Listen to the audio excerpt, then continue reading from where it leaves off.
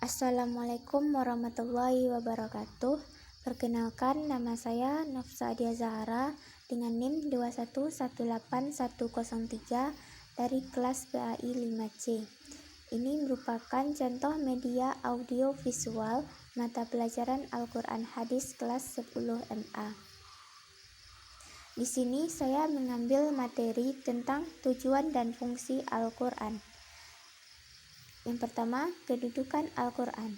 Al-Quran merupakan sumber pokok bagi ajaran Islam. Al-Quran juga merupakan sumber hukum yang utama dan pertama dalam Islam. Sebagai sumber pokok ajaran Islam, Al-Quran berisi ajaran-ajaran yang lengkap dan sempurna, yang meliputi seluruh aspek yang dibutuhkan dalam kehidupan umat manusia, terutama umat Islam. Sebagai sumber hukum, Al-Quran telah memberikan tata aturan yang lengkap. Ada yang masih bersifat global dan ada pula yang bersifat detail. Al-Quran mengatur dengan disertai konsekuensi-konsekuensi demi terciptanya tatanan kehidupan manusia yang teratur, harmonis, bahagia dan sejahtera, baik lahir maupun batin. Agar manusia dapat mencapai kebahagiaan dan kesejahteraan hidupnya, maka hendaknya manusia selalu berpegang teguh kepada prinsip dasar ajaran dan kaidah-kaidah hukum yang bersumber dari Al-Quran sebagai sumber utama. Hal ini sebagaimana tersirat dalam Al-Quran surat Ali Imran ayat 103 yang berbunyi, A'udzubillahi minasyaitonirrajim. Bismillahirrahmanirrahim. Wa'tasimu bihablillahi jami'an wa la tafarraqu. Dan berpegang teguhlah kamu semua pada tali agama Allah, dan janganlah kamu bercerai-berai. Kemudian, adapun tujuan dan fungsi Al-Quran. Yang pertama, Al-Quran sebagai petunjuk bagi manusia. Al-Quran telah diturunkan oleh Allah kepada Nabi Muhammad melalui perantara malaikat Jibril sebagai petunjuk bagi manusia. Dengan mengikuti petunjuk Al-Quran tersebut, manusia akan mempunyai arah dan tujuan hidup yang jelas dalam menjalani hidup dan kehidupannya. Banyak ayat Al-Quran yang menjelaskan tentang fungsi Al-Quran sebagai petunjuk bagi manusia. Salah satunya yaitu yang terdapat dalam Quran surat Al-Baqarah ayat 2 yang berbunyi, Bismillahirrahmanirrahim. Zalikal kitabu la raiba fihi hudal lil muttaqin.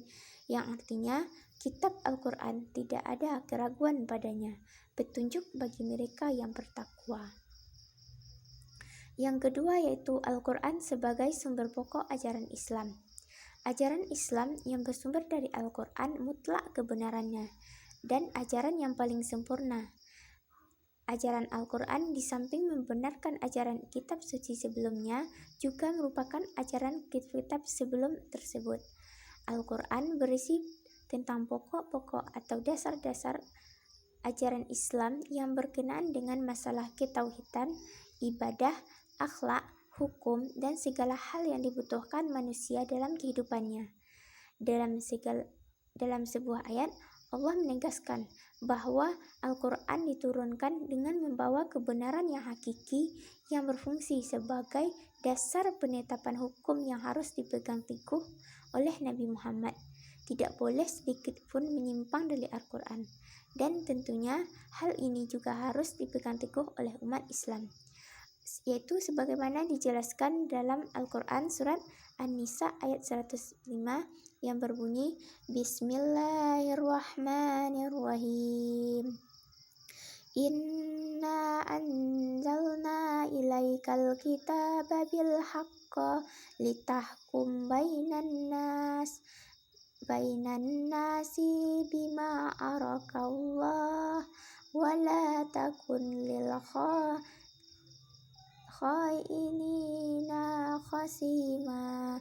Yang artinya, sungguh kami telah menurunkan kitab Al-Quran kepadamu membawa kebenaran agar engkau mengadili antara manusia dengan apa yang telah diajarkan Allah kepadamu, dan janganlah engkau menjadi penentang orang yang bersalah karena membela orang yang berkhianat.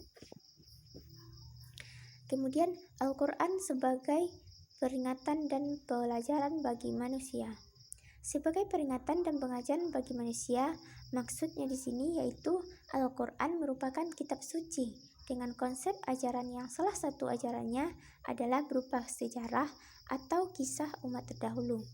Dalam kisah ini dijelaskan bahwa ada di antara umat manusia sebagai orang yang beriman, taat dan soleh, namun ada pula yang sebagian orang-orang yang kafir dan maksiat.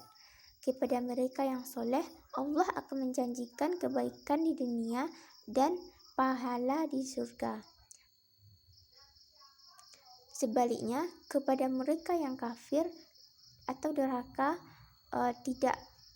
tidak sahih, Allah mengancam dan dengan ancaman hukuman dan azab baik di dunia maupun di akhirat. Dalam banyak ayat, Allah membuktikan janji dan ancamannya tersebut. Baik bagi kita, apa yang dijelaskan dalam kitab umat tersebut dapat kita ambil pelajaran dan sekaligus peringatan bagi kita untuk pandai mengambil pelajaran dan meneladani yang baik dan menjauhi sifat yang buruk untuk mencapai kesuksesan dan kebahagiaan hidup di dunia sampai akhirat kelak. Yaitu Al-Quran sebagai peringatan dan pelajaran bagi manusia terdapat dalam Al-Quran surat Al-A'raf ayat 2 yang berbunyi, Bismillahirrahmanirrahim. Kitabun unzila ilaika fala takunu fi sadrika jarajum minhu litunzira bihi wa zikra lil mu'minin, yang artinya kitab yang diturunkan kepadamu, maka janganlah engkau sesak dada kepadanya, agar engkau memberi peringatan dengan kitab itu dan menjadi pelajaran bagi orang-orang yang beriman. Apabila manusia, terutama umat Islam, telah memfungsikan Al-Quran dengan cara menjadikan Al-Quran sebagai petunjuk dan pedoman hidup, menerapkan dan melaksanakan sejarah ajaran Islam sesuai dengan ajaran Al-Quran, serta mengambil pelajaran yang baik dan positif dan meneladaninya dan meninggalkan yang negatif, niscaya keselamatan, kesuksesan, dan kebahagiaanlah yang akan memperoleh di dunia maupun di akhirat. Itulah fungsi dan tujuan diturunnya Al-Quran. Baiklah, sekianlah materi dari saya. Terima kasih, semoga bermanfaat.